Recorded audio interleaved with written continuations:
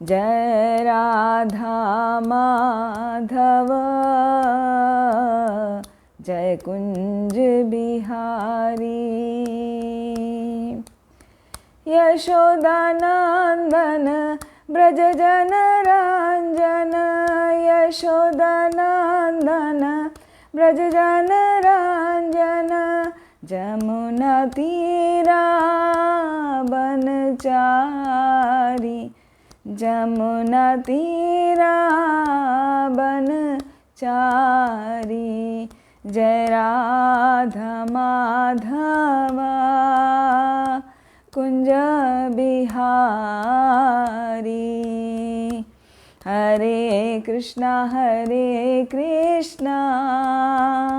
कृष्णा कृष्ण हरे हरे, हरे राम राम राम हरे हरे। हरे कृष्णा कृष्णा कृष्णा हरे हरे, हरे राम राम राम हरे हरे। जय राधा श्याम सुंदर, राधा श्याम सुंदर श्री राधे, जय राधे श्याम ललिता विशाखा, जय राधे श्याम, जय कृष्ण बलराम वृंदावन धाम, जय वृंदावन धाम, जय गिरि गोवर्धन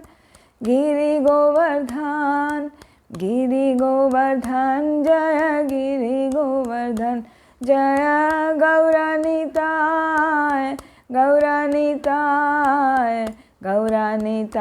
जय गौरानिताय, जय जय प्रभुपाद गुरुदेव, जय जय गुरुदेव निताय गौर। हरि बोल निताय गौर, हरि बोल निताय गौर, हरि प्रेमानंदी हरि हरि बोल। ओम अज्ञानतिमिरन्धस्य ज्ञानञ्जनशलाकया चक्षुरुन्मीलितं येन तस्मै श्रीगुरुवे नमः। श्रीचैतन्यमनोभीष्टं स्थापितं येन भूतले स्वयं रूप कदा मह्यं ददाति स्वपदान्तिकं। वन्देऽहं श्रीगुरो श्रीयुतपदकमलं, श्रीगुरुं वैष्णवांश श्रीरूपं साग्रजातं सहगण रघुनाथान्वितं तं सजीवं साद्वैतं सावधूतं परिजनसहितं कृष्णचैतन्यदेवं श्रीराधा कृष्णपादान् सहगण ललिता श्रीविशाखान्वितांश। हे कृष्ण करुणा सिंधो दीनबंधो जगत्पते, गोपेश गोपिका कांत राधाकांत नमोस्तुते। तप्त कांचना गौरांगी राधे वृंदावनेश्वरी, वृषभानुसुते देवी प्रणमामि हरिप्रिये। वाञ्छाकल्पतरुभ्यश्च कृपा सिन्धुभ्येव च पतितानां पावनेभ्यो वैष्णवेभ्यो नमो नमः। गुरुवे गौरचन्द्राय राधिकाय तदालये, कृष्णाय कृष्णभक्ताय तद्भक्ताय नमो नमः। ॐ नमो भगवते वासुदेवाय, ॐ नमो भगवते वासुदेवाय, ॐ नमो भगवते वासुदेवाय। नारायणं नमस्कृत्यं नरं चैव नरोत्तमं, देवीं सरस्वतीं व्यासं ततो जयमुदीरयेत्। नष्टप्रायेषु भद्रेषु नित्यं भागवत सेवया, भगवती उत्तमा श्लोके भक्तिर्भवती नैष्ठिकी। हरे कृष्णा। एक बार फिर आप सभी का हार्दिक स्वागत है। आज के श्रीमद् भागवतम के सत्र में कैंटो 1 अध्याय 9 और श्लोक संख्या 27।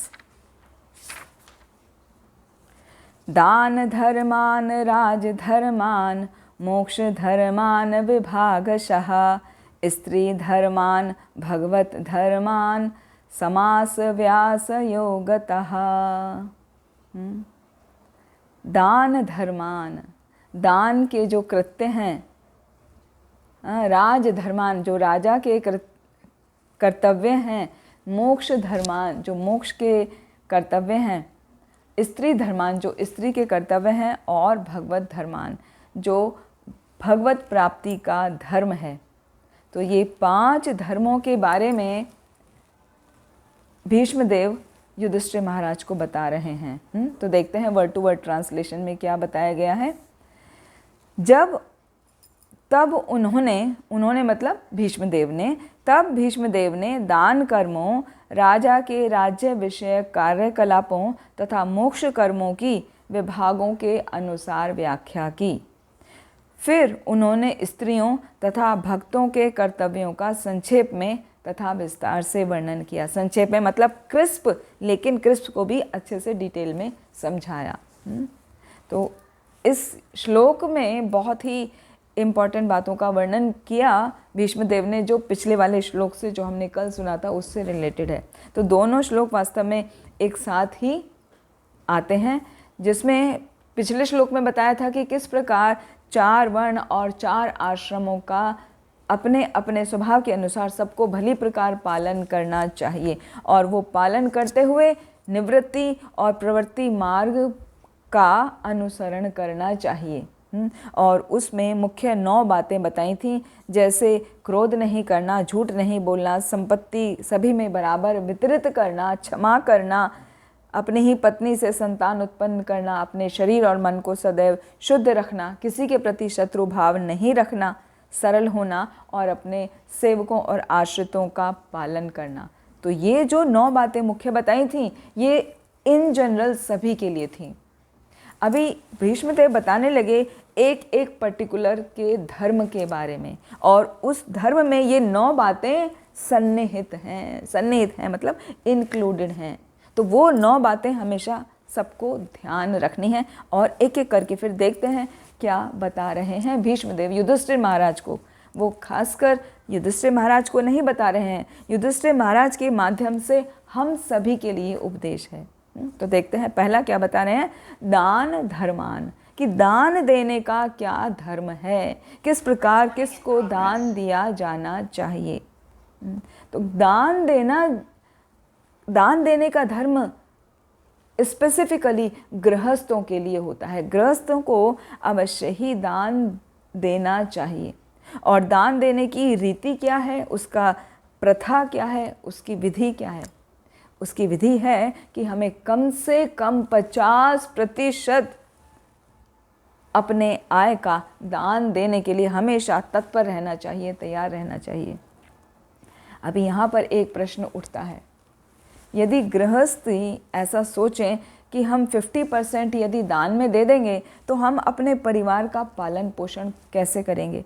क्योंकि आजकल तो देखें सभी कुछ लोन पर लिया होता है, कार है तो लोन पर है, हाँ घर है तो लोन पर है, बच्चों का यदि हायर एजुकेशन वो ले रहे हैं तो वो भी लोन पर होती है। तो लोन में EMI भरते भरते सारी सैलरी तो वहीं चली जाती है, बचता कितना है। यदि हम 50% दान में दे देंगे तो हम खाएंगे क्या, हमें तो खाने को पैसा नहीं है बचेगा, बच्चों को फीस भरने के पैसे लिए नहीं बचेगा। तो वहाँ पर स्मार्टली हमें ये समझना है कि जो 50% दान देने की बात की गई है गृहस्थ के लिए, उसका अर्थ ये है कि आपके जो ये स्पेसिफिक ड्यूटीज़ हैं, जो आपकी प्रिस्क्राइब ड्यूटीज़ हैं, उन सबको करने के बाद जो आपके पास अमाउंट बच रहा है, हाँ उसका तो 50% दान दो। वो तो कोई बहुत बड़ी बात नहीं है। आप अपनी सब MI निकाल लो, EMI सब निकाल लो, उसको देने के बाद में जो धन बचता है उसका 50% आप दान दो। तो ये गृहस्थों का विशेष कर्तव्य है, और ये इसलिए है जिससे उनकी प्योरिटी हो। गृहस्थों की प्योरिटी के लिए गृहस्थ आश्रम में ये अत्यंत आवश्यक है, जिससे उनकी प्योरिटी होकर वो आध्यात्मिक ज्ञान के अनुशीलन में लग जाएं और उनकी आध्यात्मिक प्रगति हो।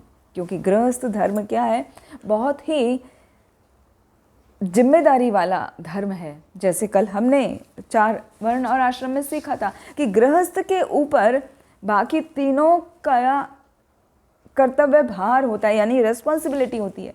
उन्हें ब्रह्मचारी को भी ध्यान रखना पड़ता है, उन्हें वानप्रस्थी का भी ध्यान रखना पड़ता है और उन्हें सन्यासी का भी ध्यान रखना पड़ता है।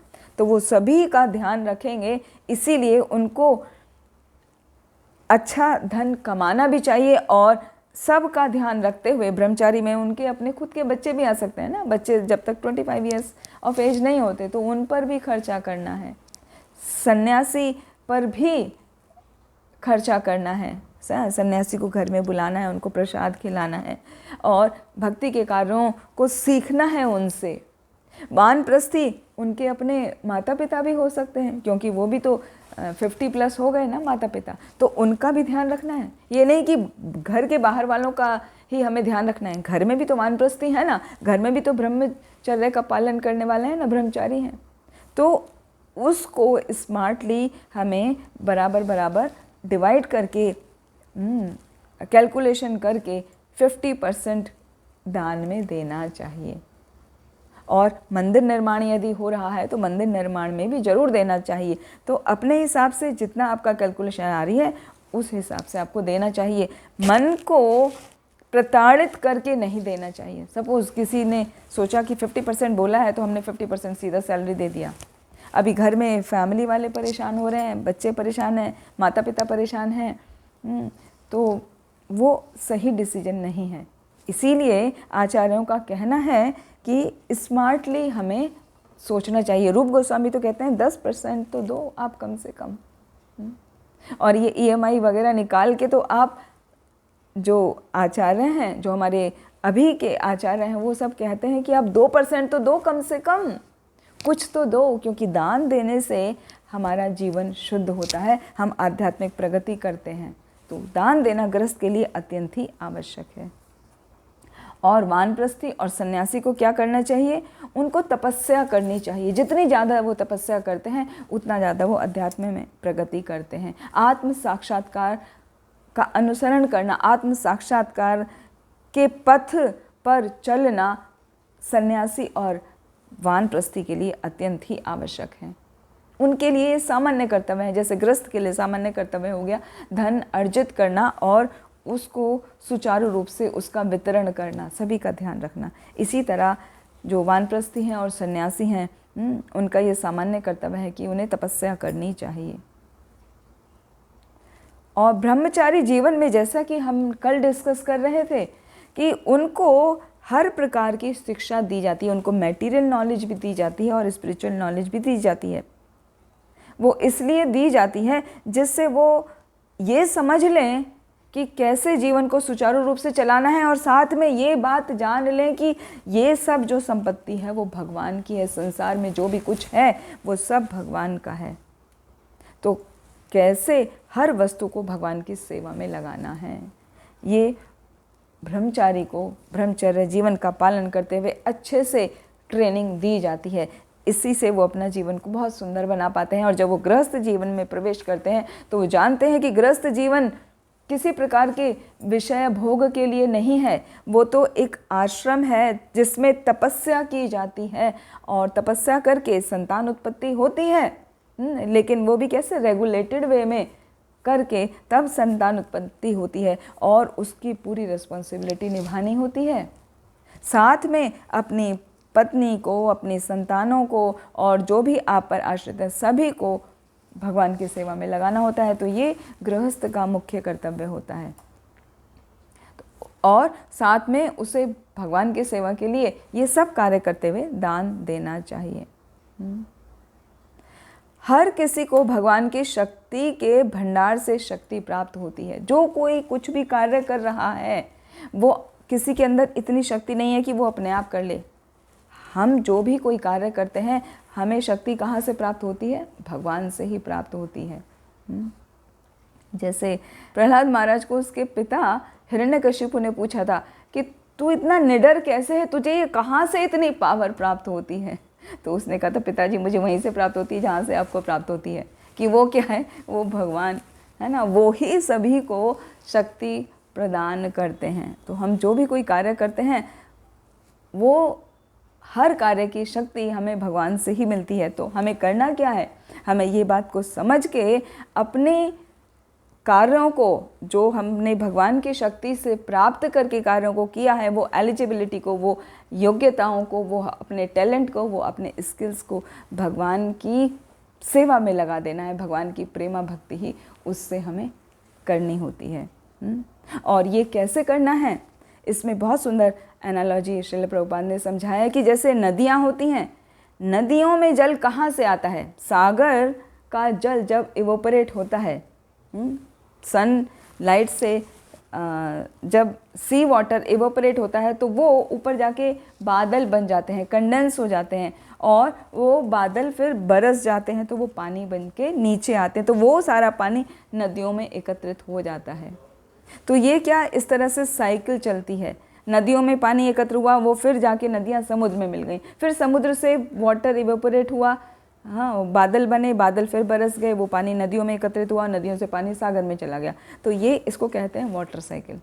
तो जिस प्रकार नदियाँ समुद्र से इनडायरेक्टली पानी प्राप्त कर रही हैं और उसको डायरेक्टली दे रही हैं, इससे हमें यह सीखने को मिलता है। उसी तरह जो हम शक्ति भगवान से प्राप्त करते हैं किसी भी कार्य को करने की, तो हमारा कर्तव्य है अपने सभी कार्यों को भगवान की सेवा में लगा दिया जाए। उसको जिस प्रकार नदियाँ समुद्र को जल वापस लौटा देती हैं, हमें अपनी शक्ति के द्वारा किया गया कार्य, जो कि प्राथमिक शक्ति हमें भगवान से मिल रही है, उस शक्ति के द्वारा किया हुआ कार्य भगवान को ही अर्पित करना चाहिए। जैसे भगवद गीता में ही आता है 9वें अध्याय का 27वां श्लोक, यत् करोषि यदश्नासि यज्जो होषि ददासि यत् यत् तपस्यसि कौन्तेय तत् कुरुषु मद अर्पणम।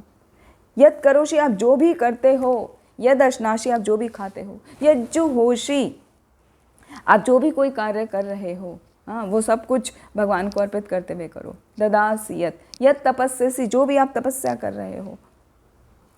तो कहने का अर्थ ये है कि चाहे आप तपस्या कर रहे हैं, यज्ञ कर रहे हैं, कोई भी कार्य कर रहे हैं, दान दे रहे हैं, खा रहे हैं, सभी कुछ हम भगवान की शक्ति के ही द्वारा कर पा रहे हैं, तो हमें वो भगवान को ही अर्पित करके करना चाहिए। जैसे साधारण तौर पे कहा जाता है, आपने किसी से कुछ लिया तो हमें उसको लौटाना होता है ना, गिव एंड टेक फार्मूला होता है ना। तो यदि आपने किसी से बोरो किया है, लेंड किया है कुछ, तो आपको रिटर्न करना कंपलसरी होता है, नहीं तो आप क्या उसके कर्ज के बोझ में दबे चले जाते हैं। तो वही प्रिंसिपल यहाँ पर लागू होता है, गिव एंड टेक फार्मूला, कि जो भी हम प्रकृति से ले रहे हैं, भगवान के द्वारा हमें शक्ति मिल रही है, वो हमें भगवान को भगवान की सेवा करके लौटानी होती है।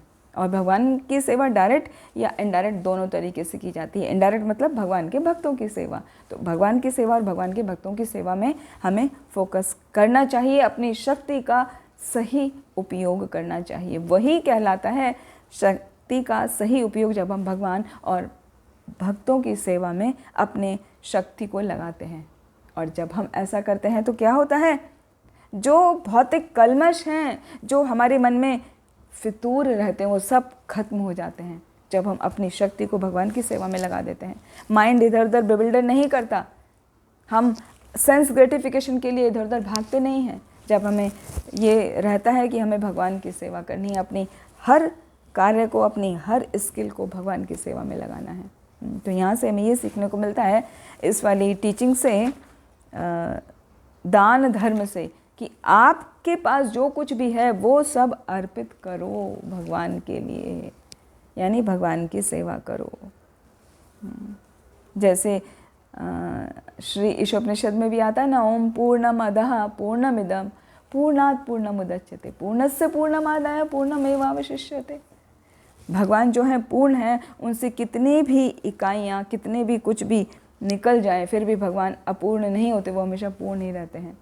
तो जो भगवान की शक्ति हमें मिल रही है, भगवान कभी भी अपूर्ण नहीं होते, वो हमेशा पूर्ण ही रहते हैं। और जब हम भगवान की सेवा करके उसको भगवान को लौटा देते हैं तो भगवान प्रसन्न हो जाते हैं। फिर हमारा जो 5th पॉइंट है ना वो अपने आप ऑटोमेटिकली हो जाता है भगवत धर्मान। तो भगवत धर्मान या दान धर्मान से भी रिलेट है। ये आप देख सकते हैं कि कैसे एक चीज़ दूसरे से कनेक्ट है। तो दान धर्म से भगवत धर्म अपने आप हो रहा है। अब दूसरा आता है राजधर्म, राजधर्मान। राजधर्म का क्या अर्थ है?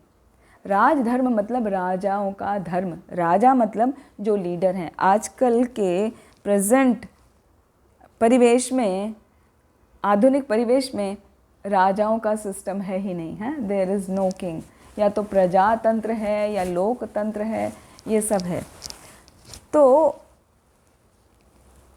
पहले क्या होता था, राजा होता था। तो राजा के होने से सिस्टम ज़्यादा बेटर था, क्योंकि अभी प्रजातंत्र में हम देख रहे हैं हर कोई क्या अपने अपने मन की करता है, अपने आप को ही आगे बढ़ाता है। तो उससे सिस्टम उल्टा बिगड़ जाता है। राजा जब जिम्मेदारी लेता है, यानी कि एक लीडर जब जिम्मेदारी लेता है, तो उसको पूरी ट्रेनिंग दी जाती है कि कैसे आपको अपनी प्रजा का ध्यान रखना है। यहाँ पे राजा और प्रजा को आप ऐसा समझिए, कोई लीडर है और उसके सबऑर्डिनेट हैं। तो लीडर कोई ऐसे ही नहीं बन जाता है।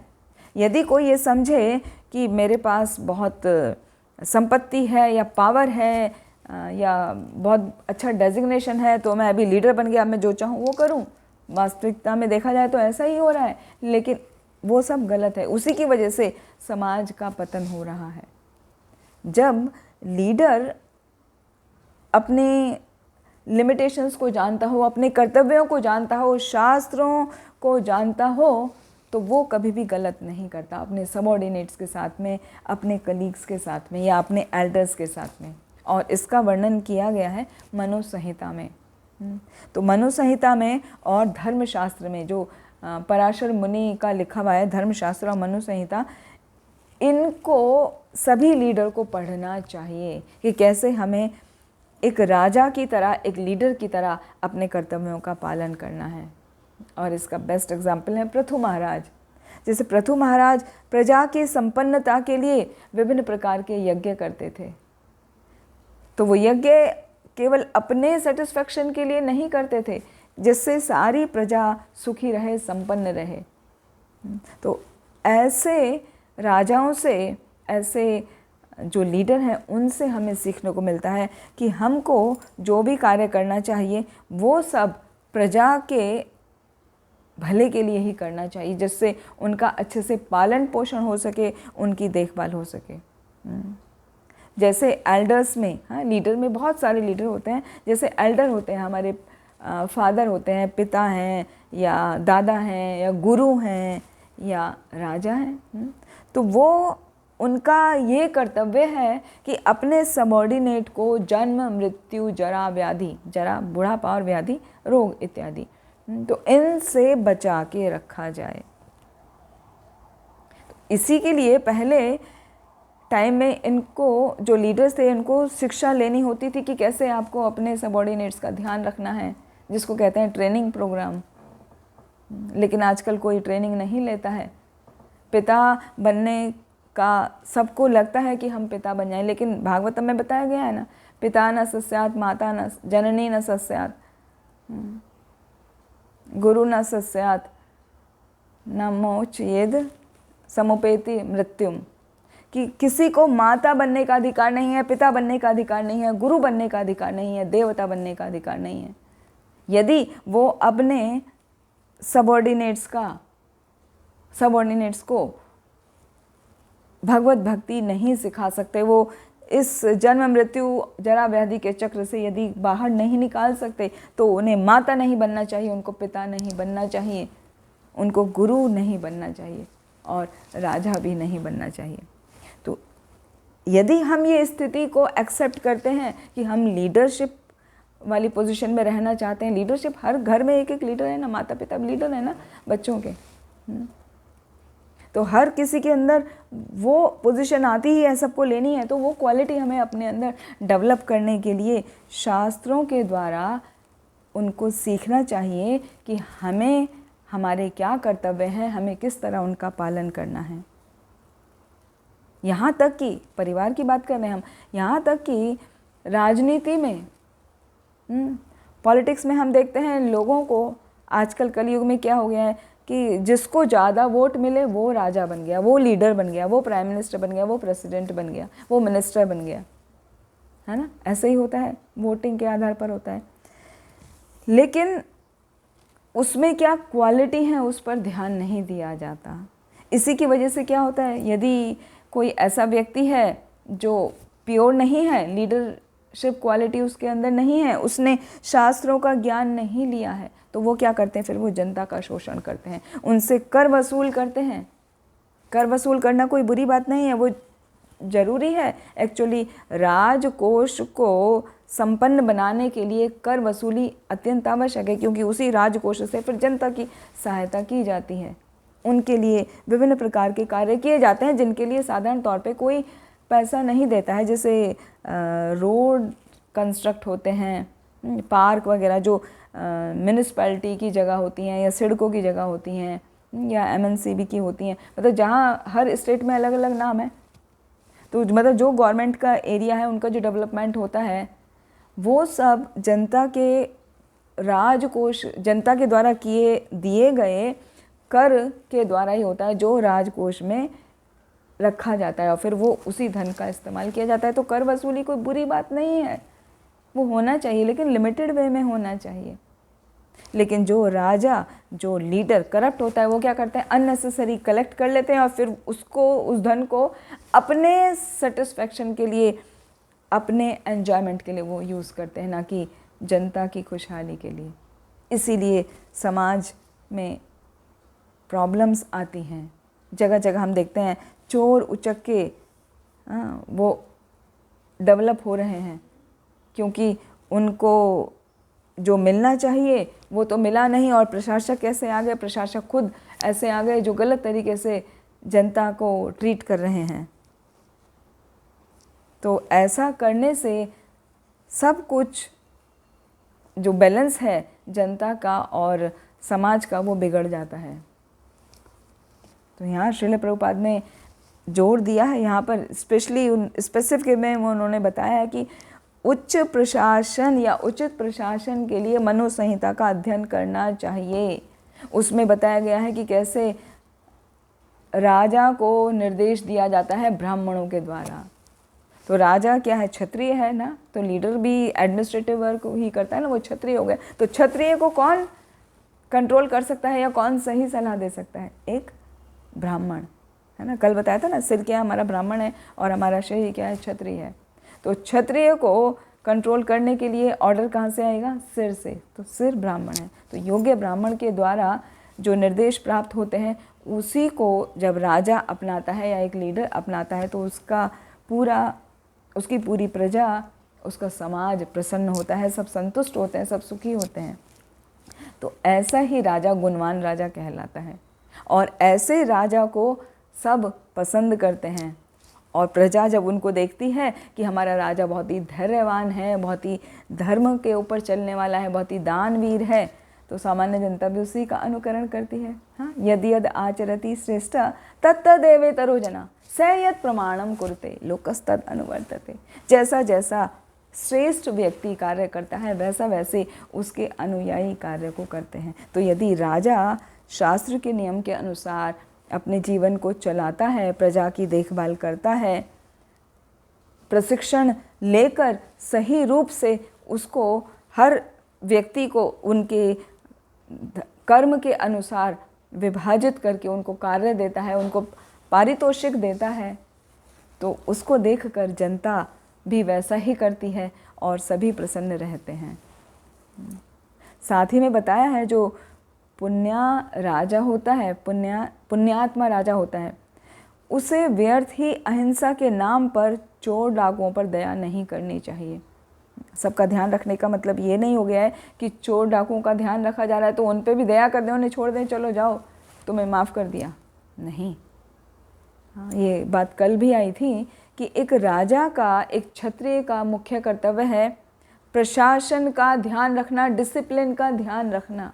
यदि कोई नियमों को तोड़ता है तो उसको अहिंसा के नाम पे उन्हें छोड़ नहीं देना चाहिए, उसको दंड देना चाहिए। यदि राजा ऐसा नहीं करता है तो वह नरकगामी होता है ना। कल बताया था ना कि भगवान श्री कृष्ण भी अर्जुन को कहते हैं कुतस्त्वा कश्मलमिदम विषमे समुपस्थितम अनार्यम जुष्टम अस्वर्ग्यम अकीर्तिकरम अर्जुना, कि तुम्हारे मन में ये कलमश आया कैसे, तुमने सोचा भी कैसे कि तुम उन्हें छोड़ दोगे।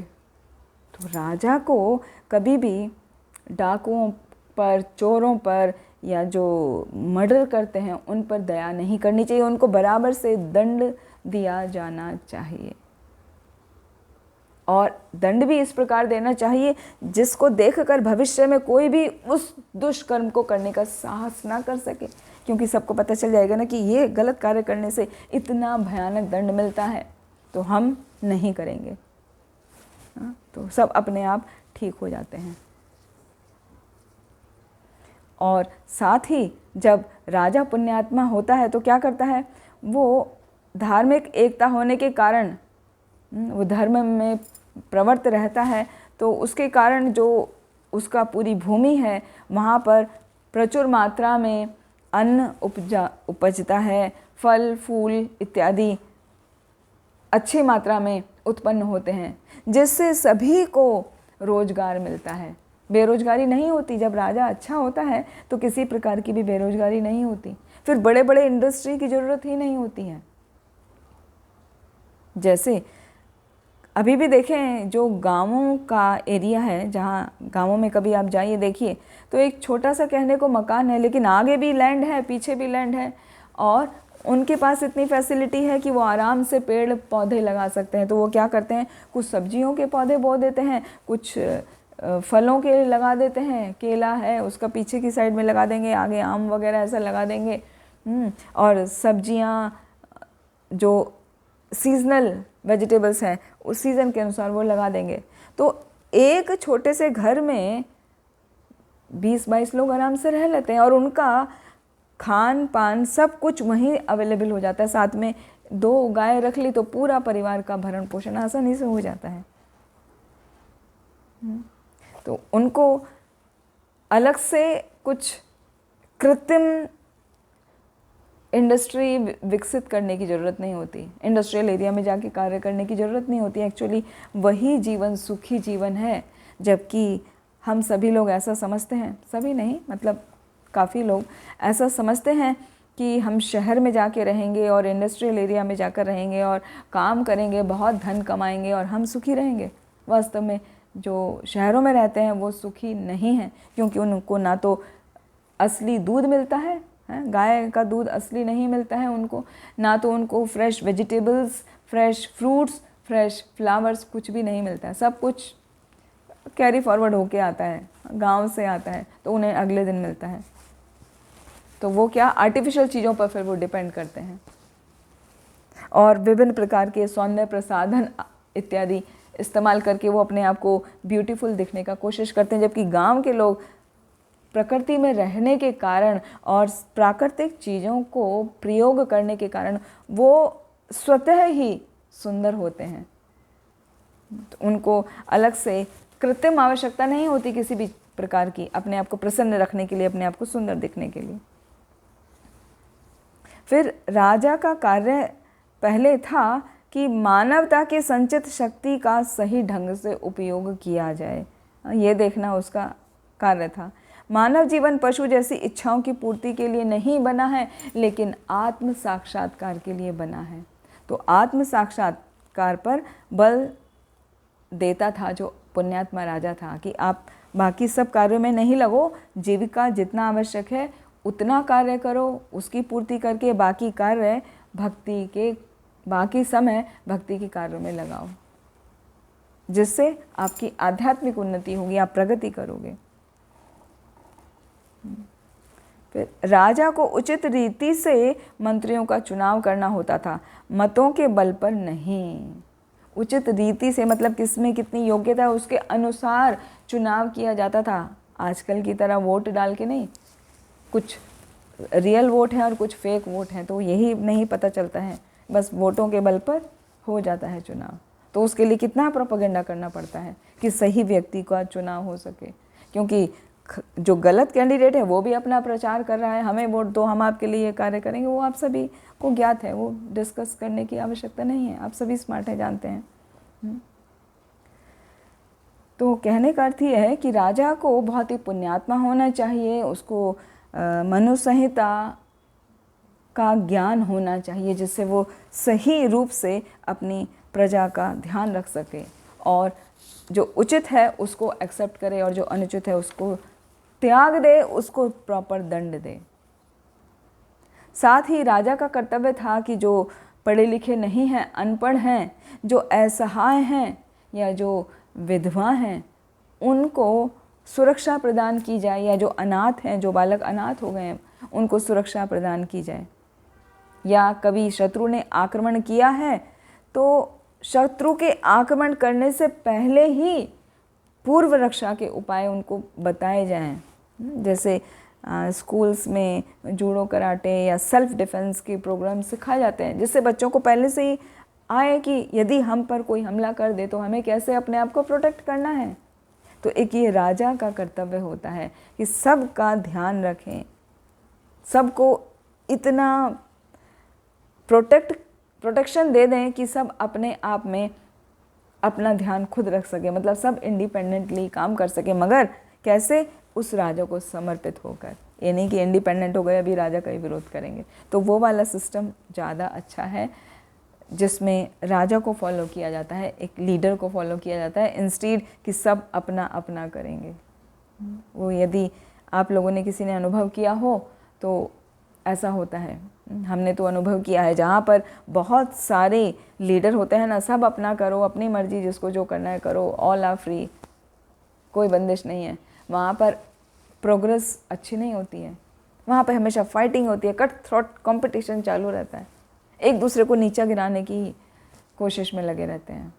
लेकिन जहाँ पर एक अच्छा लीडर होता है या एक अच्छा राजा होता है, उसको यदि सब सपोर्ट करते हैं, क्योंकि वो नियम में आता है कि आपको सपोर्ट करना ही है, there is no other option, आपके पास कोई ऑप्शन है नहीं, आपको राजा को सपोर्ट करना ही है। तो वहाँ पर सुख, शांति, समृद्धि, प्रशंसा, सभी कुछ होता है। यहाँ पर बताया है श्रील प्रभुपाद ने तात्पर्य में कि सैनिकों की भर्ती सारे विश्व भर से की जाती थी और उन्हें विशेष कार्यों के लिए प्रशिक्षित किया जाता था। उस समय पर इतना अच्छा ऑर्गेनाइजेशन था राजा के होते हुए कि वो खाली एक जगह से नहीं लेते थे अपने भाई बंधुओं को, नहीं भाई हमने आपने इसको रिकमेंड कर दिया, आप इसको ले लो, इसको नौकरी दे दो, हमारा जानने वाला है, हमारा रिश्तेदार है, हमारा ये है वो है, फलाना ढिमका।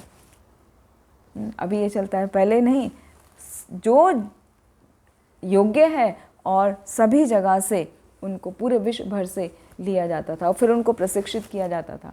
तो जब किसी प्रकार का कोई भेदभाव नहीं, सभी को योग्यता के अनुसार प्रशिक्षण मिलता है तो सुख ही सुख होता है, जनता सुखी रहती है। तो राजा का धर्म बहुत ही कठोरता से पालन करना चाहिए राजा को, ऐसा है, और बहुत ही स्ट्रिक्ट है। अभी तीसरा है मोक्ष धर्मान।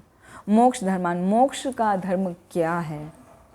मोक्ष का अर्थ होता है काम, क्रोध, लोभ, मोह, मद, मत्सर्य, इनसे ऊपर उठना।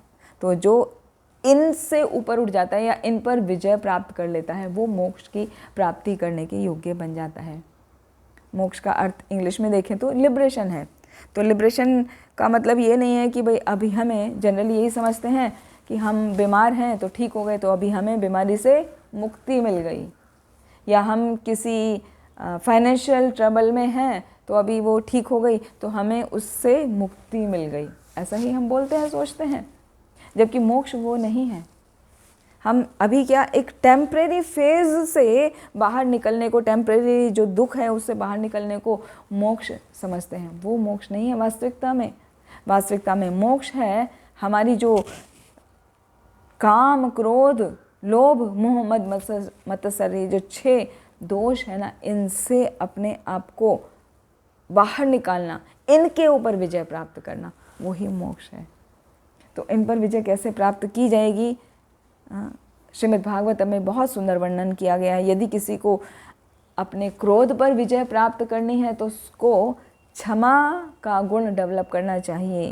क्षमा मतलब उसको दूसरे व्यक्ति को फॉरगिव कर देना चाहिए, है ना। ये कल भी डिस्कस हुआ था पॉइंट कि यदि हम फॉरगिव नहीं करते हैं किसी को तो हमारे मन में ग्रज बनी रहती है, एक मन में कचोट बनी रहती है। अब वो आपको जो कचोटती रहती है उसकी वजह से आप कभी भी सुखी महसूस नहीं करते अपने आप को। भले ही आप चारों तरफ से सभी प्रकार के सुख संपदा से घिरे हों, फिर भी उस ग्रज के कारण आप हमेशा दुखी ही रहते हैं। तो उस ग्रज को मिटाने के लिए अत्यंत आवश्यक है कि क्षमा करने का गुण सीखा जाए। क्षमा रोचयते वैष्णवा, क्षमा रोचयते लक्ष्मी, जगह जगह यही आता है। क्षमा सभी को प्रिय होती है, वैष्णवों को प्रिय होती है, तो हमें अपने अंदर क्षमा का गुण डेवलप करना चाहिए। दूसरा, अवैध इच्छाओं से मुक्त रहने के लिए आवश्यक है कि व्यर्थ की योजना ना बनाई जाए। जो हमारे मन में अनकंट्रोल्ड डिज़ायर आती रहती है ना, एक के बाद एक, अच्छा मैंने अभी ये कर लिया, ठीक है, अभी मुझे ये मिल गया ना, अभी मैं वो करूँगा, हाँ अभी मेरा 1 BHK फ्लैट मैंने ले लिया, अभी 2 साल के बाद में मैं और कमाऊँगा, अभी 2 BHK ले लूँगा, फिर उसके बाद में 5 साल के बाद में मैं 3 BHK ले लूँगा, और 10 ईयर्स में मैं क्या बड़ा बंगलो ले लूँगा, और फिर 20 ईयर्स में तो देखना मेरा अपना बड़ा फार्म हाउस होगा, सब कुछ होगा, खेत खलिहान होंगे। तो क्या इस तरह की जो हमारी इच्छा है ना, अनकंट्रोल हमारी इच्छाएं कभी ख़त्म ही नहीं होती हैं। यदि हमें उनको कंट्रोल करना है तो क्या जो हमारी प्लानिंग है वो प्लानिंग को स्टॉप करना चाहिए। ये करूँगा, वो करूँगा, वो करूँगा, क्योंकि वो सब राजसिक गुण से होते हुए हमें तामसिक गुण की तरफ ले जाती हैं, और जब इच्छा पूरी नहीं होगी तो ऑब्वियसली हम तमस गुण में आ जाएंगे ना, और वो हमारे पतन का कारण बन जाएगा। तो इसलिए हमें जितना आवश्यक है केवल उतनी ही इच्छाओं को करना चाहिए, बाकी को नहीं करना चाहिए, छोड़ देना चाहिए। ये सोचना चाहिए कि भगवान जितना हमें दे रहे हैं, जितना हम योग्य हैं, उतना हमें आसानी से मिल रहा है, बाकी समय हमें भगवान की आराधना में, भगवान नाम लेने में, भागवतम श्रीमद् भगवत गीता का अध्ययन करने में लगाना चाहिए, ना कि पागल की तरह पैसे के पीछे भागने में। तो इस तरह हमें व्यर्थ की योजनाओं को रोक देना चाहिए, व्यर्थ की योजनाएं नहीं बनानी चाहिए। फिर तीसरा, हमारी नींद हमारी सबसे बड़ी शत्रु है। नींद जो है आलस लाती है, या आलस की वजह से हमें नींद आती है। तो यदि कोई सोता है तो वो आध्यात्मिक अनुशीलन कर ही नहीं पाता, वो जब भी पढ़ने बैठेगा तो सो ही जाएगा। तो उसका बेस्ट तरीका है, यदि आप थके हैं, नींद 2 बजे से आती है, या तो आप थके हैं बहुत, या आपने बराबर से प्रसाद नहीं पाया है, आपके अंदर उतनी एनर्जी नहीं है, या आप आलसी हैं। तो यदि पहले 2 कारण हैं कि आप थके हैं या आपने प्रसाद नहीं पाया, तो प्रसाद पाके थोड़ी देर रेस्ट ले लीजिए, उसके बाद फिर पढ़ने बैठिए, तब देखिए किस प्रकार आप अच्छे से पढ़ाई कर पाते हैं। तो ऐसे अपनी नींद पर विजय प्राप्त की जा सकती है, क्योंकि नींद जो है आलस का प्रतीक होने के कारण हमें तमोगुण की ही तरफ ले जाती है। फिर है, यदि हमें अपनी इच्छाओं और लोभ पर विजय प्राप्त करनी होती है तो हमें क्या होना है, सहिष्णु होना चाहिए, टॉलरेंस पावर अपनी डेवलप करनी चाहिए। जब हम टॉलरेट करते हैं क्या कि जो मिल गया उतने में ही प्रसन्न हो जाएं, तब हम अपनी इच्छाओं पर, अनियंत्रित इच्छाओं पर और अपने लोभ पर, लालच पर, ग्रीडीनेस पर, और मिल जाए, और I want more, I want more मोर मोर मोर, तो उस पर टॉलरेंस के द्वारा हम कंट्रोल कर सकते हैं। फिर है, यदि हमें अपने शरीर में विभिन्न रोगों को कंट्रोल करके रखना है, मतलब रोग ना आए, बॉडी में किसी तरह की डिजीज़ ना आए, तो उसका एक सिंपल साधारण उपाय है कि हमें अपनी डाइट को रेगुलेट कर देना चाहिए, बैलेंस्ड कर देना चाहिए। हमें ध्यान देना चाहिए कि प्रॉपर अमाउंट में हम कार्बोहाइड्रेट, फैट्स, विटामिन्स, मिनरल्स लें, बस प्रॉपर अमाउंट में जितना हमें आवश्यक है उतना। ये नहीं कि अच्छा लग रहा है तो और भर लो, और भर लो, और भर लो, एक नहीं 2 बार, 2 बार नहीं 3 बार। तो वो जो हमारी अनियंत्रित इच्छा है ना खाने की भी, वो ही हमारी विभिन्न रोगों का कारण है। तो हमें यदि रोग मुक्त होना है तो सबसे पहले अपने आहार पर ध्यान देना चाहिए, वो बैलेंस्ड होना चाहिए, रेगुलेट होना चाहिए। ये सब बातें आ रही हैं। मोक्ष कैसे प्राप्त किया जाए? मोक्ष केवल भगवान नाम पर ध्यान लगाने से या भगवत गीता और भागवतम का अध्ययन करने से नहीं प्राप्त होता है। हालांकि ये रिकमेंड किया जाता है हमेशा कि आप ऐसा करिए, लेकिन बेस कुछ और है, वो तो ऊपर की बातें हैं। जैसे एक बिल्डिंग होती है ना, बिल्डिंग की नींव जितनी मजबूत होगी उतनी ही ऊंची वो बिल्डिंग खड़ी हो सकती है। यदि उसकी नींव ही कुछ डीप नहीं डाली है, मजबूत नहीं बनाई है नींव, तो कैसी होगी, बिल्डिंग गिर जाएगी, ढह जाएगी, 1-2 फ्लोर के बाद ही वो गिर जाती है। ऐसा देखा है कंस्ट्रक्शन एरिया में, कभी आप देखिए 1-2 फ्लोर के बाद में बैंड हो गया पूरा लेंटर, फिर वापस से तोड़ के वापस से बन रहा है। तो जैसे नींव को स्ट्रॉन्ग करना अत्यंत आवश्यक है बिल्डिंग के हाई राइज बनाने के लिए, उसी प्रकार हमें आत्म संयम करना अत्यंत आवश्यक है। और इन सब चीज़ों को करना बहुत ज़रूरी है। अपने क्रोध पर नियंत्रण जरूरी है, अपनी इच्छाओं पर नियंत्रण जरूरी है, अपने लालच की भावना पर नियंत्रण जरूरी है। हमें किसी प्रकार का रोग ना आए, हमारा शरीर स्वस्थ रहे, तभी हम मोक्ष की प्राप्ति कर सकते हैं। रोगी शरीर में मोक्ष की प्राप्ति नहीं की जा सकती। यदि किसी रोगी से कहें कि आप बैठ के जप करो, या हम आपको लेक्चर लगा के देते हैं, आप लेक्चर सुन लो, ठीक है आप मंदिर नहीं जा सकते तो सुन लो, तो क्या आपने कभी ऑब्जर्व किया है रोगी व्यक्ति श्रवण कर पाता है? नहीं कर पाता, वो चाह के भी नहीं कर पाता। यदि आप थोड़ी देर में उसको पूछेंगे आपने क्या सुना, कुछ नहीं सुना। क्यों? आपको तो कोई डिस्टर्ब भी नहीं कर रहा है, आपको कहा जा रहा है आप सुनो, नहीं सुन पाते हैं क्योंकि चेतना नहीं लगती है। तो चेतना को कंट्रोल करने के लिए ही ये मोक्ष धर्म बताया गया है। ये सब बातें करेंगे, ये सब बातों को फॉलो करेंगे, तभी हम मोक्ष की प्राप्ति कर सकते हैं। खाली जप करने से मोक्ष नहीं मिलता। इसीलिए कहा जाता है भगवत धाम की प्राप्ति इतनी आसान नहीं है।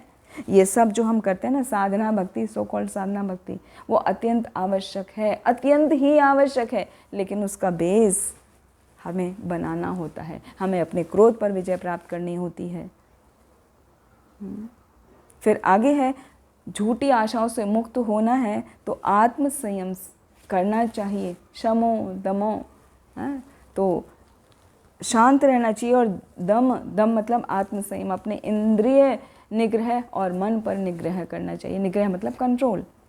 तभी हम झूठी आशाओं से अपने आप को मुक्त कर सकते हैं।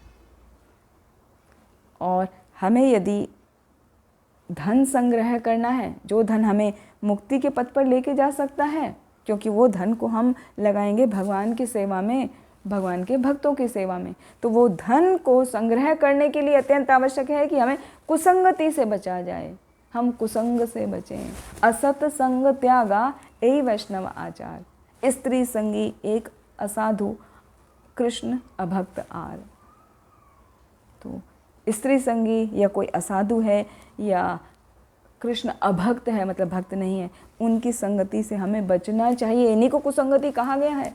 जब हम इनसे बचते हैं तभी हम धन संग्रह कर सकते हैं और वो धन का सदुपयोग कर सकते हैं भगवान की सेवा में, भगवत भक्तों की सेवा में, महात्माओं की सेवा में, और तब हम मुक्ति के पथ पर मोक्ष धर्म का पालन करते हुए आगे बढ़ सकते हैं। फिर है, भूख पर नियंत्रण करना है तो हमें योगाभ्यास करना चाहिए। जितना ज़्यादा हम योगाभ्यास करते हैं तो हमारे बॉडी में फैट जो वसा होती है वो सब डिज़ोल्व हो जाती है, हाँ, through the process of oxidation. तो हम भूख पर इस प्रकार नियंत्रण कर सकते हैं। अननेसेसरी खाने की इच्छा नहीं होती, तो योगाभ्यास अत्यंत आवश्यक है। उससे शरीर स्वस्थ भी रहता है और भूख पर भी नियंत्रण रहता है और आप हष्ट पुष्ट रहते हैं। फिर है, सांसारिकता से बचना अत्यंत ही आवश्यक है मुक्ति प्राप्त करने के लिए। तो उसके लिए नश्वरता का ज्ञान होना चाहिए। तो नश्वरता का ज्ञान क्या है? नश्वरता का ज्ञान का अर्थ है कि हम शरीर नहीं हैं, आत्मा हैं। हमारा स्वरूप भगवान का सेवक होना है, तो हमें भगवान की ही सेवा करनी है। इस बात का हमें ज्ञान होना चाहिए कि शरीर हमारे नाशवान है, कुछ भी परमानेंट नहीं है, सब कुछ टेम्परेरी है। ये समय जो अभी चल रहा है कल नहीं होगा, जो परिस्थितियाँ आज हैं वो कल नहीं होंगी, जो हमारा शरीर आज है वो कल नहीं होगा, तो सब कुछ नश्वर है। इसका जब ज्ञान हो जाता है तो सांसारिकता से बचा जा सकता है। मैं मेरा सब कलेक्ट कर लो, सब कुछ मेरे लिए, सब कुछ मेरे लिए। जब ये ध्यान होगा कि कुछ भी नहीं रहने वाला, आज आपका है कल किसी और का हो जाएगा, तो आप वो जो ये वाली स्थिति है ना कि सब कुछ मेरा, मुझे दो, मुझे, मी एंड मी, उस वाली मानसिकता से बच सकते हैं। इसी को सांसारिकता कहा गया है। फिर आलस्य को जीतना है तो सुबह जल्दी उठना चाहिए, सभी को पता है। और भक्तगण तो बहुत अच्छे से इसका पालन करते हैं, सभी सुबह उठते हैं मंगल आरती के लिए, फिर नाम जप करते हैं। तो इस प्रकार हम अपने आलस्य को जीत सकते हैं। फिर झूठे तर्क को कैसे समाप्त करना है? झूठे तर्क को समाप्त करने के लिए हमें जो फैक्ट्स हैं, जो स्पिरिचुअल फैक्ट्स हैं, जो साइंटिफिक फैक्ट्स हैं, उनका पालन करना चाहिए। और वो हमें कहाँ मिलते हैं? वो हमें through scientific knowledge and spiritual knowledge मिलते हैं। फिर है वाचालता। वाचालता मतलब ज़रूरत से ज़्यादा बोलना, अननेसेसरी बोलना है। जैसे देखो किसी को बोलते हैं ना चैटर बॉक्स है, हमेशा देखो बड़बड़ बड़बड़ बड़बड़ चालू ही रहता है इसका, कुछ भी बोलेगा। हाँ, XYZ कुछ भी। हम एक छोटा सा एक्सपीरियंस शेयर करते हैं। अभी ट्रेन से आ रहे थे तो एक फैमिली थी, वो इतना ज़्यादा वाचाल पूरी फैमिली थी, वो बात कर रहे थे क्या, unnecessary, full time unnecessary talk. जितने भी आसपास के पैसेंजर थे सभी डिस्टर्ब हो गए थे। एक दो लोगों ने उनको बोला भाई बाकी लोग भी हैं, ज़रा शांति रखो। बोल भी रहे हैं वो भी पूरा फुल स्पीड में। तो यदि हमें अपनी वाचालता को, बोलने की क्षमता को अननेसेसरी से कंट्रोल करना है तो हमें मौन होना सीखना चाहिए, हमें गंभीर बनना चाहिए। मौन होने का मतलब ये नहीं कि बिल्कुल चुप्पी साध दी, हम बोलेंगे नहीं। मौन होने का मतलब है कि जितना आवश्यक है उतना ही बोला जाए, और हो सके तो उसको कृष्णा कॉन्शियसनेस से कनेक्ट करके ही बोला जाए, वरना चुप रहा जाए। उसको कहा जाता है मौन रहना। और गंभीर बना जाए। जब फालतू की बातें नहीं करेंगे तो गंभीरता अपने आप आ जाएगी, या गंभीर होंगे तो अपने आप बातें बंद हो जाएंगी। तो वाचालता पर कंट्रोल करना चाहिए। फिर भय को पराक्रम से जीता जाना चाहिए। स्वाध्याय द्वारा पूर्ण ज्ञान की प्राप्ति संभव है। यदि हमें नॉलेज नहीं है तो हमें ज़्यादा से ज़्यादा ज्ञान अर्जित करना चाहिए। तो जब हम ज्ञान अर्जित करते हैं, कैसे? स्वाध्याय के द्वारा, तब हम अज्ञान की स्थिति से बाहर निकल सकते हैं और पूर्ण ज्ञान प्राप्त कर सकते हैं। जैसे कहा जाता है ना कि हम लेक्चर सुनते हैं तो सुनने में क्या है, आप 50% तो निकल ही जाता है, 50% क्या 70% करीब निकल जाता है। आपने सुना, थोड़ी देर बाद में आप भूल जाएंगे। 4 घंटे बाद आपको 25% हार्डली याद रहेगा कि आपने क्या सुना था। This is a fact. और बाद में अगले दिन मुश्किल से आपको 2-3% ही याद रहेगा, और तीसरे दिन पूछा जाए तो आपको याद भी नहीं आएगा, अच्छा क्या टॉपिक था, ध्यान नहीं आ रहा है, एक बार रिवाइज कर लेते हैं। तो ये हमारी सभी के साथ है, हमारी मेमोरी ही ऐसी है। यदि हमें किसी चीज़ को याद करना है तो हमें बार बार उसको रिपीट करना होता है। तो वो रिपीट करने के लिए ही कहा गया है स्वाध्याय। आप बार बार भगवत गीता का अध्ययन करो, भागवतम का अध्ययन करो, तो हमें पूर्ण ज्ञान की प्राप्ति हो जाएगी और हम ये फिजूल के कार्यों में नहीं लगेंगे। हम अपनी इच्छाओं पर कंट्रोल कर सकेंगे, हम अपने नींद पर कंट्रोल कर सकेंगे, रोगों पर कंट्रोल कर सकेंगे, भूख पर कंट्रोल कर सकेंगे, आलस्य को जीत सकेंगे, सांसारिकता को जीत सकेंगे, भय को जीत सकेंगे। और इन सब को जीत कर क्या होगा, हम मोक्ष की तरफ बढ़ जाएंगे। यही है मोक्ष धर्म, इन सब बुरी आदतों को जीतना, इनसे पार निकल जाना, ओवरकम करना। तो इस प्रकार इन सब बातों का ध्यान रखते हुए काम, क्रोध, लोभ, मोह, मद, मत्सर्य और स्वप्न आदि से, ड्रे ड्रीमिंग जिसे कहा जाता है, उन सब से मुक्त होना चाहिए। और जो इनसे मुक्त हो जाता है वही मोक्ष के मार्ग को प्राप्त कर सकता है। अदरवाइज़ मोक्ष का मार्ग प्राप्त करना इतना आसान नहीं है। जीवन को अपने रेगुलेटेड वे में चलाना अत्यंत ही आवश्यक है। इसके बाद भीष्मदेव बता रहे हैं चौथा, स्त्री धर्मान। स्त्री धर्मान मतलब एक स्त्री का क्या धर्म है, और इसकी व्याख्या भगवान श्री कृष्ण ने अर्जुन से पहले ही अध्याय में की। जब अर्जुन बता रहा है, भगवान को बता रहा है ना, युद्ध ना करने के कारण कि स्त्री को रक्षा करना जरूरी है, कुल कैसा हो जाएगा, नाश हो जाएगा, संकर संतान उत्पन्न हो जाएंगी। तो यहाँ पर वो ठीक बात बता रहा था, गलत नहीं बता रहा था। यही स्त्री धर्म है कि स्त्री होती क्या है वास्तव में, मनुष्यों की प्रेरणा का स्रोत होती है। कोई भी स्त्री के संपर्क में आकर अपने कार्य को और अच्छे से कर पाता है, क्योंकि प्रेरणा का स्रोत है ना, वो प्रेरणा देती है कि आप बहुत अच्छा कर रहे हैं और आगे बढ़ो और आगे करो। तो वो प्रेरणा मिलके जो हार्मोनल चेंजेस आते हैं उसी के कारण हाँ मैन को अपलिफ्टमेंट मिलता है और वो और अच्छा करता है।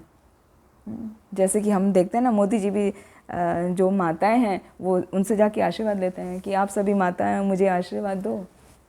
तो वास्तव में स्त्री बुरी नहीं है, वो प्रेरणा का स्रोत है, लेकिन कुछ लोग उसका मिसयूज़ करते हैं। तो मिसयूज़ करने के कारण वो फिर संकर संतान की उत्पत्ति होती है और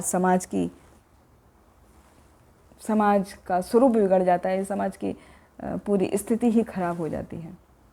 तो स्त्रियों को करना क्या चाहिए? स्त्रियों का धर्म है कि उनको हमेशा अपने लिमिट में रहना चाहिए, लज्जा का पालन करना चाहिए। लज्जा ही स्त्रियों का आभूषण है। तो लज्जा का अर्थ है कि हमें एक लिमिट में रहकर हमें देखना चाहिए कि किससे किस तरीके से बात करना है। सिर्फ अपने पति से आप अंतरंगा बात कर सकते हैं, बाकी सबसे एक लिमिट में बात करना चाहिए। पिता के साथ एक तरीके से बात की जाती है, भाई के साथ एक तरीके से बात की जाती है, और बाकी लोगों के साथ में, सबऑर्डिनेट्स के साथ में अलग तरीके से बात की जाती है। तो वो सभी की प्रेरणा का स्रोत है। तो आपको इस तरह नहीं अपने आप को प्रेजेंट करना चाहिए कि हम प्रेरणा का स्रोत हैं तो दूसरा आपके साथ में आपसे आकर्षित होकर गलत सोचने लगे, गलत संबंध बनाने की कोशिश करे।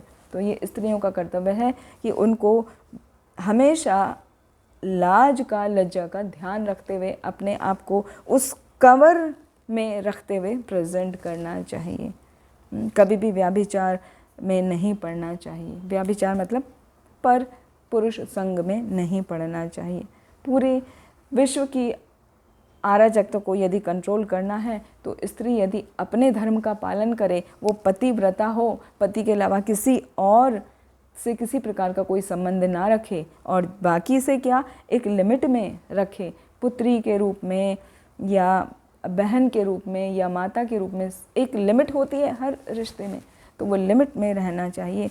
तो इस संसार का क्या हो जाएगा, उद्धार हो जाएगा, क्योंकि वो तो प्रेरणा का स्रोत है सभी के। वो बहुत सुंदर तरीके से इस संसार को और सुंदर बना सकती है। वो प्रेरणा क्या, और वो आगे भी बढ़ाती है। जैसे श्रीमद् भागवतम में आता है, पुरुष तो एक अकेला होता है, स्त्री आती है तो पूरा परिवार बन जाता है, संतान होती है, संतान के फिर शादी होती है, फिर तो इससे एक स्त्री के आने से पूरा परिवार बन जाता है। तो स्त्री बहुत महत्वपूर्ण है, इसीलिए उनको अपने धर्म का पालन अवश्य करना चाहिए। और फिर पांचवा धर्म बता रहे हैं भीष्मदेव, भगवत धर्म। तो भगवत धर्म क्या है? भगवान को प्रसन्न करना। भगवान को प्रसन्न करने की विभिन्न विधियां हैं। हम सभी भगवान के दास हैं, तो दास होने के कारण हमें ये सोचना चाहिए कि हम कैसे इस भवसागर में आ गिरे हैं। शिक्षाष्टक में भी आता है ना,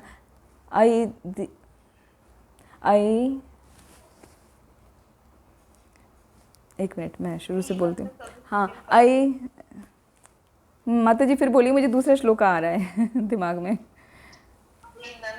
हाँ,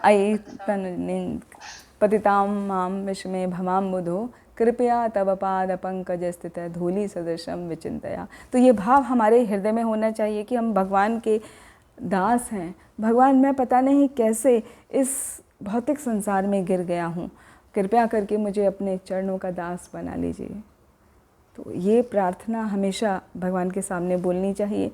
तो उससे क्या, भगवान प्रसन्न होते हैं और हमारे अंदर एक दासत्व का भाव बना रहता है और हम भगवान को प्रसन्न करने में लगे रहते हैं। हमारे अंदर कभी भी अहंकार की भावना नहीं आ पाती यदि हम भगवान के सामने ये प्रार्थना रोज करते हैं, अयि नंद तनुज किंकरम। हाँ, हमें बार बार दूसरा श्लोक आ रहा था, अयि दीन दयार्द नाथ है मथुरा नाथ कदावलोक्य से।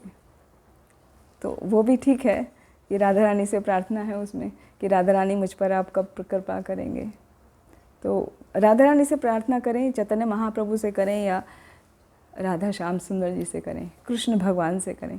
बात वही है कि हमें उनके चरणों में अपने आप को समर्पित करते हुए, अपने स्वरूप का ध्यान रखते हुए उनकी भक्ति में लगना चाहिए, तब भगवान प्रसन्न हो जाते हैं। और इसके लिए ऐसा भाव कब आएगा? इसके लिए सबसे सरल विधि है कि अपने घर में अर्चा विग्रह को स्थापित कीजिए। तो जब हम अर्चा विग्रह की सेवा करते हैं, उनको भोग लगाते हैं, उनके लिए कीर्तन करते हैं, उनके सामने बैठ के भगवद गीता भागवत का श्रवण करते हैं, तो हमारा हृदय का जो कल्मश है वो कट जाता है, खत्म हो जाता है। और यहाँ पर ये बात ध्यान देने की है, यदि कोई कहने लगे कि हमारे घर में तो अर्चा विग्रह नहीं है, या हम मंदिर के बहुत नज़दीक रहते हैं तो मंदिर से परमिशन ही नहीं है, है ना, मंदिर से परमिशन नहीं होती है, वहाँ पर ये कहा जाता है कि आप मंदिर के क्लोज हैं तो यही आपकी अर्चा विग्रह है, आपको इन्हीं की सेवा करनी है, जिससे आप समय से आ सकें, वरना घर में अर्चा विग्रह होते हैं तो आप घर के अर्चा विग्रहों की सेवा करने में लगे रहते हैं। यदि ऐसी स्थिति है तो आप उन अर्चा विग्रह का फोटो घर में रखें, उनको भोग लगाएं, उनके साथ अपना संबंध बनाएं, अपना विनिमय करें भगवान के साथ में। तो जब हम भगवान के साथ में अपना विचारों का और अपनी भक्ति की क्रियाओं का विनिमय करते हैं तो भगवान बहुत प्रसन्न होते हैं। इसी को कहा गया है भगवत धर्मान। भगवान के सामने कीर्तन करिए, भगवान के सामने बैठ के अध्ययन करिए, भगवान के सामने बैठ के जप कीजिए, भगवान को भोग लगाइए, भगवान की आरती करिए। तो ये ऐसे अमूल्य कार्य हैं जिनको करने से भगवान प्रसन्न हो जाते हैं। और यही सब भीष्म पितामह अपने पौत्रों को, युधिष्ठिर महाराज को और वहाँ पर उपस्थित जो भी हैं उन सब को बता रहे हैं। तो इस श्लोक में हमने देखा 5 धर्मों का विशेष रूप से भीष्मदेव ने वर्णन किया। क्या? दान धर्मान। दान धर्मान मतलब हमें दान के धर्म का पालन करना चाहिए। राज धर्मान, ये राजाओं के लिए है, लीडर्स के लिए, उनको अपने राज धर्म का पालन करना चाहिए। उसके लिए अत्यंत आवश्यक है मनु संहिता का अध्ययन किया जाए। तीसरा मोक्ष धर्मान, मोक्ष कैसे प्राप्त होता है उसके ये मुख्य 13-14 पॉइंट थे कि क्रोध पर कैसे विजय प्राप्त करना है, नींद पर, झूठी इच्छाओं पर धन संग्रह कैसे करना है, भूख पर नियंत्रण कैसे करना है। तो वो सब बातें हैं मोक्ष को प्राप्त करने की हैं। तो मोक्ष धर्मान क्या है वो बताया। फिर उसके बाद उन्होंने बताया स्त्री धर्मान। स्त्री धर्मान यहाँ पर शॉर्ट में है, उसको डिटेल में फिर कभी लंबा ले सकते हैं कि स्त्री धर्म क्या है। श्रीमद् भागवतम में वर्णन आता है स्त्री धर्म ये भी है कि जो आपके पति हैं, पति से संबंधित जो उनके रिश्तेदार हैं यानी आपके इन लॉज, उनको भी हमें वैसे ही ध्यान रखना चाहिए, वैसे ही मतलब अपना समझ के, अपने परिवारजन समझ के। आजकल समाज में देखते हैं कि जो नई जनरेशन आ रही है, बहुएं जो आती हैं, वो पति के परिवार वालों को अपना समझने को तैयार ही नहीं होते हैं, क्योंकि उनको श्रीमद् भागवतम के जो शिक्षाएं हैं उनका ज्ञान ही नहीं है। उनको so called modernisation, modern education का है, बस फैमिली मतलब me, my husband and my kids. तो ये सब चीज़ों का ज्ञान हमें लेना चाहिए श्रीमद् भागवतम से। और सबसे इम्पॉर्टेंट है लज्जा। लज्जा स्त्रियों का आभूषण है, उसको हमेशा धारण करना चाहिए। और फिर 5वां था भगवत धर्मान, भगवान को किस प्रकार प्रसन्न किया जाए भगवान की सेवा करके। तो इस प्रकार से भीष्मदेव ने इन 2 श्लोकों में बहुत ही सुंदर रूप से युधिष्ठिर महाराज को समझाया और हमको जितना पॉसिबल हुआ टूटी फूटी भाषा में प्रस्तुत करने की कोशिश करी। तो कोई त्रुटि हो गई हो तो क्षमा कीजिएगा। हरे कृष्णा। आप सभी का बहुत बहुत धन्यवाद। जय श्रील प्रभुपाद। किसी का कोई प्रश्न है तो पूछ सकते हैं।